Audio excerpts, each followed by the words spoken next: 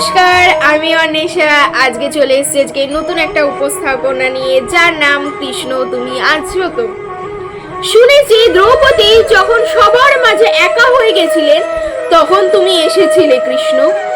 আজও তো অনেক দ্রৌপদী আছে, কারোর স্বপ্ন কেড়ে নেওয়া হয়, কারোর কথা শোনার আগেই বিচার হয়ে যায়, কারোর চোখের জলকে বলে নাটক। শুনেছি তুমি সুধামাকে বন্ধু বলে ডেকেছিলে, কিন্তু আজকের দুনিয়াতে যার কাছে কিছু নেই তার খবর ও কেউ রাখে না। শুনেছি তুমি অর্জুনকে বলেছিলে যুদ্ধ থেকে পালাতে নেই, কিন্তু কৃষ্ণ আজকের যুদ্ধ তো মানুষের সাথে নয়, আজকের যুদ্ধ নিজের ভয়ের সাথে, নিজের কষ্টের সাথে, নিজের ভাঙা স্বপ্নের সাথে।